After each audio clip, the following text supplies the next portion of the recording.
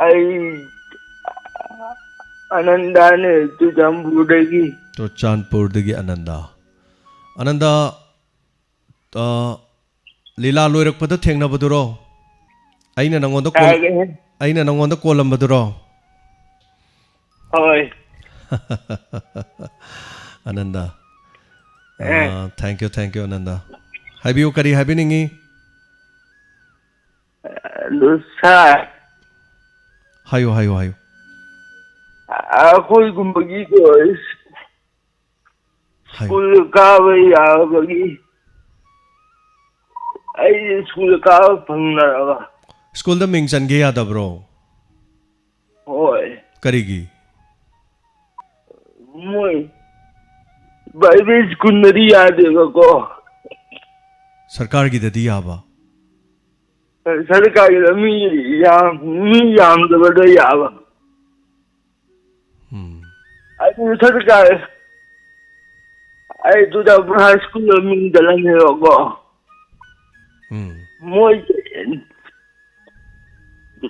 I did the ambassador kayo discipline mo yaude. Discipline yaude. O dahil mga nisay sili na ba? Already talk there with the pan hello there. Move to the I school card I go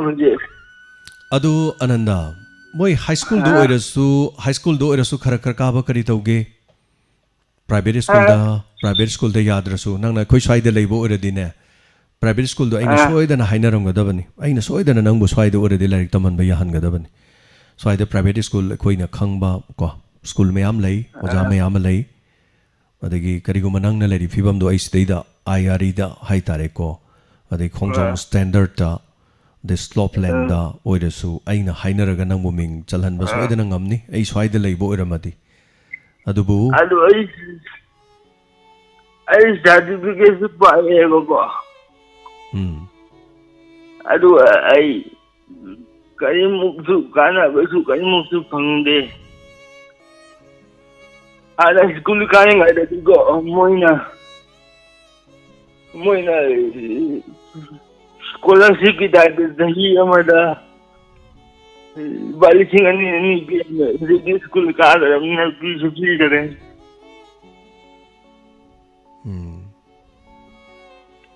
aduna akoi gumbagi school ka ba ya bagi school mo da lai wo ta de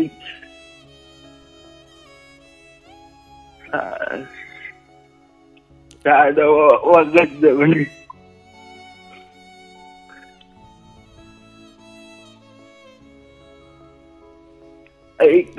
class 9 da duk bane ba class 10 da mun school do ako na invalid talaga yan bane ba ako kung bagi school lai na ado ako kung bagi school budi lai ado Lagi pada na tahu kita balik, mau mana tamping dah mau mana. Hoi. Lagi gua na tamping lagi jadi mal. Hoi Ananda. Lagi gua na. Kadai de kari lagi do iyenge ko. Ai tarake hangake. Daga tagachari thorom si sorog yabirak pase. Daga mitagi pitare haitare Ananda gi wahina. Ai Churchanpur da lila sana bajat pane da lila loirak pada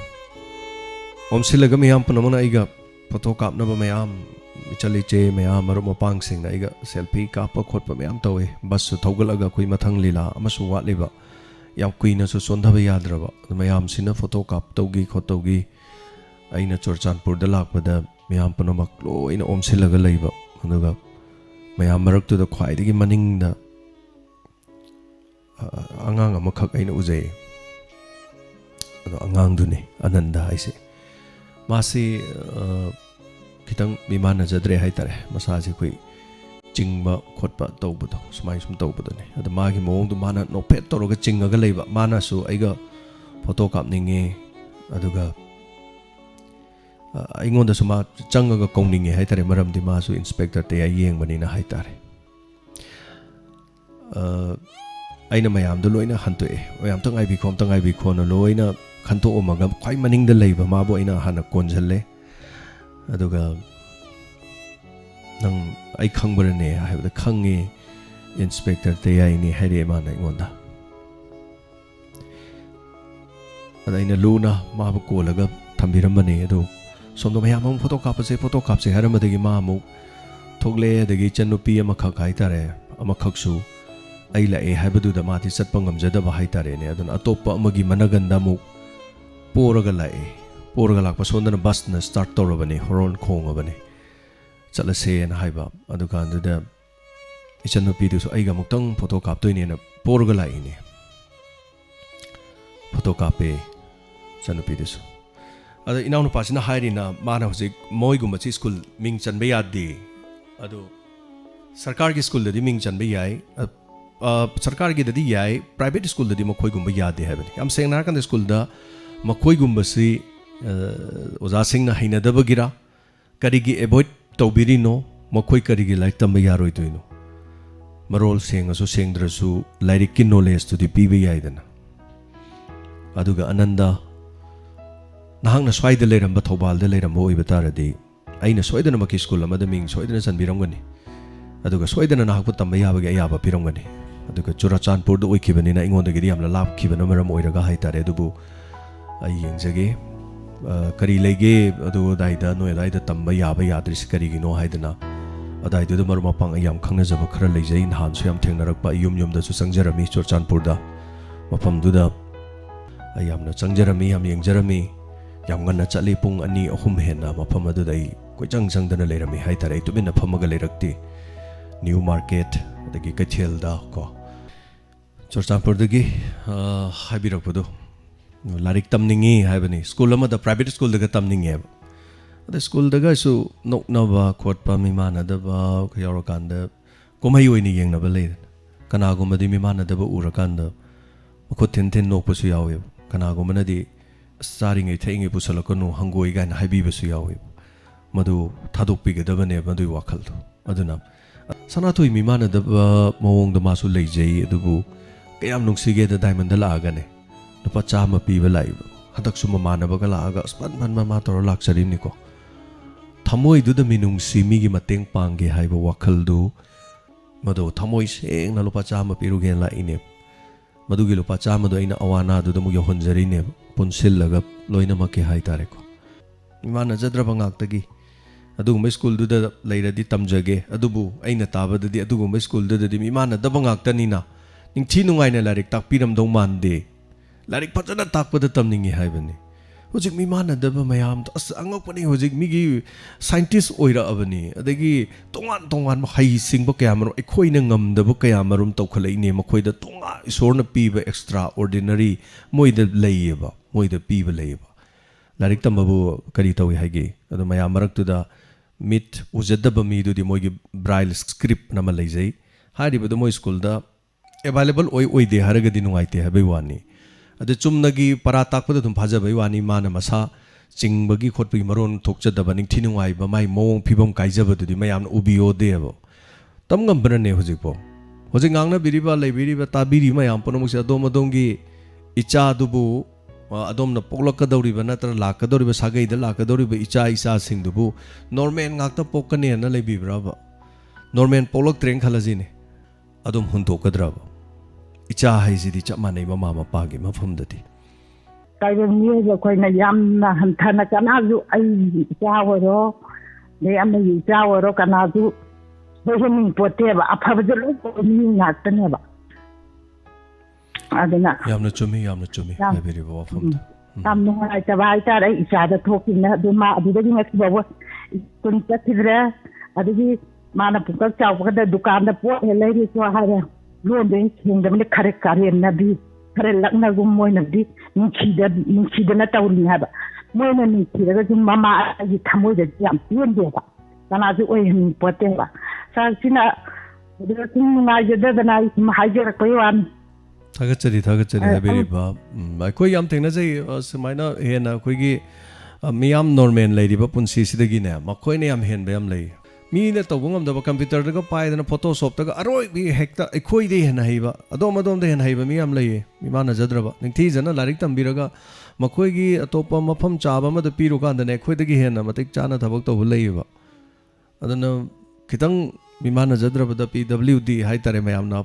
person with disability ꯍꯥꯏ ꯃꯈꯣꯏꯁꯦ ꯑꯩꯈꯣꯏꯗꯤ ꯌꯥꯝ ꯅꯨꯡꯁꯤꯖꯩ ꯀꯔꯤꯒꯤꯅꯣ ꯈꯪꯗꯦ ꯑꯗꯣ ꯑꯩꯒꯤ ꯄꯨꯟꯁꯤꯗꯁꯨ ꯊꯣꯛꯈꯤ ꯉꯁꯥꯏ ꯑꯗꯣꯝꯅ ꯍꯥꯏꯕꯤꯔꯤꯗꯣ ꯑꯩꯒꯤ ꯄꯨꯟꯁꯤꯗꯤ ꯑꯩꯒꯤ ꯏꯃꯨꯡꯗꯕꯨꯗꯤ ꯌꯥꯎꯗꯦ ꯑꯗꯨ ꯑꯣꯏꯔꯒꯁꯨ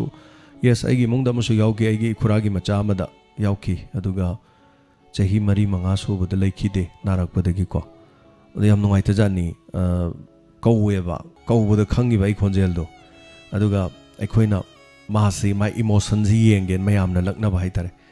ꯅꯪ ꯊꯤꯟꯈ꯭ꯔꯒꯦ ꯅꯪ ꯑꯥꯗ ꯃꯤꯉꯣꯟꯗ ꯄꯤꯊꯣꯛꯈ꯭ꯔꯒꯦ ꯅꯪ ꯁꯤꯗꯩꯗ ꯂꯩꯕꯁꯦ ꯅꯪ ꯈꯥꯡꯉꯝꯗ꯭ꯔꯦ ꯑꯅ ꯍꯥꯏꯕ ꯀꯥꯟꯗ ꯃꯥꯅ ꯃꯆꯤꯟꯗꯣ ꯀꯞ ꯆꯤꯡꯉꯦꯕ ꯌꯥꯝ ꯄꯦꯟꯗꯕ ꯌꯥꯝ ꯅꯨꯡꯉꯥꯏꯇꯕꯗꯣ ꯆꯤꯡꯉꯦꯕ ꯇꯧꯕ ꯌꯥꯗꯦ ꯑꯗꯨ ꯇꯧꯕ ꯌꯥꯗꯦ ꯌꯦꯡꯉꯨ ꯃꯥ ꯃꯔꯣꯟ ꯊꯣꯛꯇꯕꯤ ꯋꯥꯅꯤ ꯃꯥ ꯂꯣꯏ ꯈꯪꯉꯦ ꯃꯤꯒꯤ ꯏꯃꯣꯁꯟ ꯐꯤꯂꯤꯡꯁ ꯍꯥꯏꯁꯤ ꯈꯪꯉꯦꯕ ꯑꯗꯨꯗ ꯑꯗꯨꯃꯥꯏꯅ ꯇꯧꯕꯤꯕ ꯍꯧꯅꯗꯦꯕꯀꯣ ꯑꯗꯨꯅ ꯅꯣꯡꯃ ꯑꯥꯔꯃꯤ ꯑꯩꯈꯣꯏꯒꯤ ꯒꯣꯔꯈꯥ ꯔꯥꯏꯐꯜꯁ ꯂꯩꯔꯤꯉꯩ ꯃꯇꯝꯗ ꯃꯥꯁꯨ ꯑꯗꯨꯃꯥꯏꯅ ꯈꯤꯇꯪ ꯃꯥꯗꯤ ꯋꯥꯈꯜ ꯌꯥꯝꯅ ꯇꯥꯗꯕ ꯅꯠꯇꯦ ꯃꯔꯣꯟꯁꯦ ꯑꯗꯨꯝ ꯈꯔ ꯉꯥꯡꯉꯤ ꯃꯥꯒꯤꯅꯅꯦ ꯆꯠꯄ ꯈꯣꯠꯄꯁꯦ ꯐꯤꯕꯝ ꯑꯃ ꯇꯧꯕ ꯍꯥꯏꯇꯥꯔꯦ ꯑꯗ ꯃꯥꯒꯤ ꯆꯠꯄꯒꯤ ꯃꯑꯣꯡ ꯃꯇꯧꯁꯦ ꯑꯥꯔꯃꯤꯁꯤꯅ ꯈꯜꯂꯤꯅ ꯌꯨ ꯉꯥꯎꯔ ꯆꯠꯂꯤꯅꯤ ꯁꯤꯅꯤ ꯃꯥꯅ ꯈꯜꯂꯤꯁꯦ ꯑꯥꯔꯃꯤꯁꯤꯅ ꯈꯜꯂꯤꯁे ꯑꯉꯥꯡꯁꯤ ꯁꯤꯗ ꯏꯗꯔꯥꯎꯅ ꯀꯧꯁꯜꯂꯦ ꯑꯗꯨ ꯈꯣꯡꯄꯥꯛꯅ ꯍꯦꯛꯇ ꯊꯥꯕꯩ ꯋꯥꯅꯤꯗ ꯑꯩ बराबर चंचले आर्मी दे मनाते सर ऐसे नहीं ऐसे वो नहीं ये डिफरेंट लेवल है ऐसा ही है भाई पैदाइशी ऐसी है भाई ना पोकपदगी सुमाई तो बनी पैदाइशी ऐसी है सो आप सोच रही है वही नहीं है ऐना है वो नहीं ये दारू पी करके आया है माना नो सर ये कभी दारू सूता ही नहीं है ये ऐसे है सुगनू से है उसका दीदी यहाँ है ऐना है वो लोइन जंगल लगा सॉरी मुझे माफ़ करो ना मी खुचत कनोम तौबद युंगार लाबने पुबीब सिगुमसे याम थोकप यावी अदो लंबीदसु ngaire अमदसु ngaire इन हाइजबदुनी खितंग मिमानजदबसे लीलाददि याम नुक्सीबने खोबाग याम खोबने मयाम अंगाउब पिजेट सेगाइब मी मना लेता कनो मचेत अमा चारा तो खै याम कप्पने खै सिनेमादे याम कप्पने वारी दगा जे चिंजल अदुगी मनाउ नुपाने अदुने हयेंग खैना सानाइब लीला सिसु सिगुम्बा PWD की मी अमनेब पर्सन विथ डिसएबिलिटी की लीला अमनेब हयेंग अखोइन सानादोइसे इमुंग मनुंगदा अमा पोकपै वानी मतै मदुना थीना तौबा लेकाइना थीना तौबा अदुबु ऐ पोचै थांगगा ऐ लुपा 10 कुन फंगी को हाइबदि खंगबा मसादि मोचबा अदुगा पोचै थांगगा हिंगदबा यादे हाइनि हिंगबा मी मखल अमगी वारी अदुगा मनाउ नुपादुना बॉक्सिंग सानाबा चटपदा ऐना नहान मकै पोचै थांगुबगी पैसा सी लैको हाइदना मनाउ नुपादो पुथोपीदोइनेबा मयाम युंगावदुना पीरोइदोइनेबा माने युंगाव लेदोइबा करिगी लारिक तमोरगा सरकारना थबकतु खनबीदबा अदुना मागी इमोशन दो युदो ताइना लेबा इमुंगदु कांखोंग चाइरकपा सो अखोइ फजदब वारी वताइ सिंगसि उरकांदे अखोइ फिल्म दे याम कप्पी लीलादे याम कप्पी लोइनमक होल दगी थोलकांदे लंबीदे थेंगनबा मिमानदब सिंगदु अदोम करीम नुक्सिबो ngamde सिनिको अखोइ सि तौनैसे अदुना